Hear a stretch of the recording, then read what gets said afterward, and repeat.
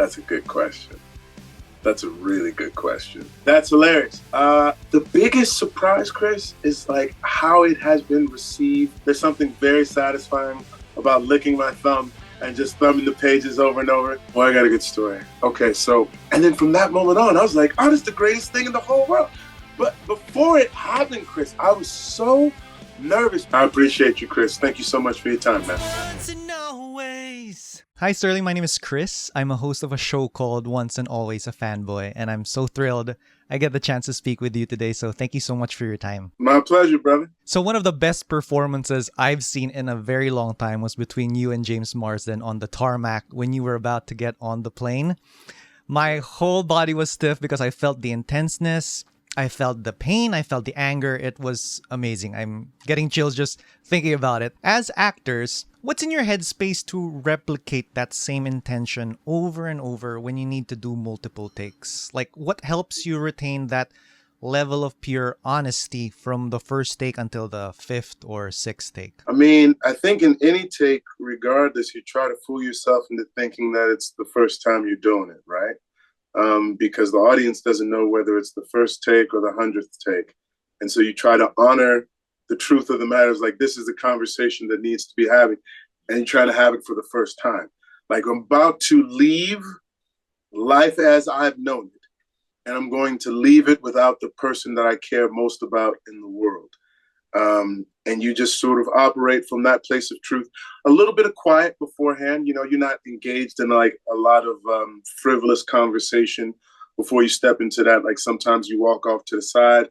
You may put some music on in your headphones just so people know to give you your space as you're keeping that level of concentration on, because it's basically what you're thinking about. I'm thinking about leaving my wife. I'm thinking about the world as I know it coming to an end. And I don't know exactly how I'm going to be starting over. And you just try to honor that place as long as it takes in order to get the scene right. You know what I'm saying? Actors usually tell me that when they get into a character, it's either they grab a hold of something personal that they bring with them, or on the flip side of that, they completely take themselves out of the equation to embody a new character. What was your experience like getting into Savior? I don't think I ever stepped completely outside of myself. My take is a little bit in between. I think I have lots of people that live inside of me, and each character gives me an opportunity to let a different aspect of my personality out. Obviously, I connect with Xavier being a father and a husband, because I am a father and I am a husband. So that's an easy point of connection. I also have like an intense side that my kids and wife will tell you about, but most people don't see on a regular basis. And that sort of focus that you have to have, being in security, always on guard, watching for any possible threat, you know, is something that I have had, right? And I don't live like that all the time because it's personally exhausting for me as a human being, but it's something that I could rely on in terms of like making contact with Xavier. And I think just a desire for excellence. And I think that's probably in most characters that I play, but like Xavier is someone who takes a tremendous amount of pride in doing his job well. And I would say the same thing holds for SKB. So I was a kid in the 90s, and the music from the 80s was obviously still part of my ecosystem. So I really appreciated hearing that era of music and getting some of the Easter egg references in the dialogue while watching the show. I'm curious, was there something from the 80s or 90s that still appeals to you today? Like, do you still handwrite notes instead of typing them on an app? Do you still read actual books instead of on your phone? Or do you listen to vinyl from time to time instead of on Spotify? That's hilarious. I don't have a record player. I do read books, like paperback. Like, even in reading scripts, I prefer to have a hard copy over reading it off the iPad or whatnot. There's something very satisfying about licking my thumb and just thumbing the pages over and over. Something very satisfying about taking the highlighter out and going over and like writing my notes in the margins, etc. Like something I lose on the iPad. Like I don't have to take as much paper on the airplane, so I can have that. But when it comes time to like work on the script, I usually ask for the hard copy. So that's true. And then musically, like I'm a kid I'm born in the 70s, so the 90s were like high school and college for me. So like more even so than the 80s when I was listening to the music from the show, which I love. My favorite song from the show is I think it's episode 4, where it's I Think We're Alone Now, the cover of Tiffany's song, what have you. Like that was probably my favorite one. But in terms of like old school things for SKB, um, look, all my TVs are wall mounted. Whereas when I was a kid, there was the big old floor model TV that was in the middle of the living room that was like 200 pounds and you had to have like 4 people to move it. Like I remember those times very fondly, but I'm also glad that we've evolved into something that's a little bit easier, more user friendly, if you will. One of the more powerful themes I took from this series is that you may perceive something as one thing, but you find out it's the exact opposite. Like how we think that this created society within paradise seemed perfect, but we all know that's not the case. I'm curious, coming into this project both as an actor and as a producer, was there something you were hoping to experience or achieve that turned out differently than what you expected, both in a positive and maybe in a challenging way?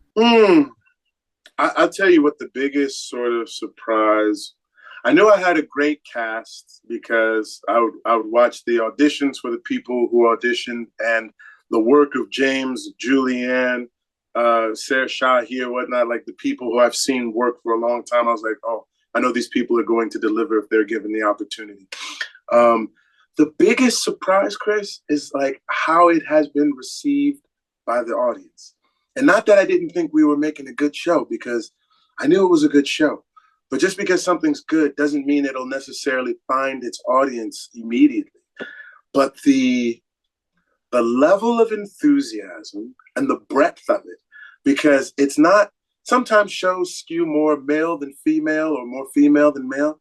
Like it's men and women, it's old and young, Black, white, Asian, Latino, like it's everybody.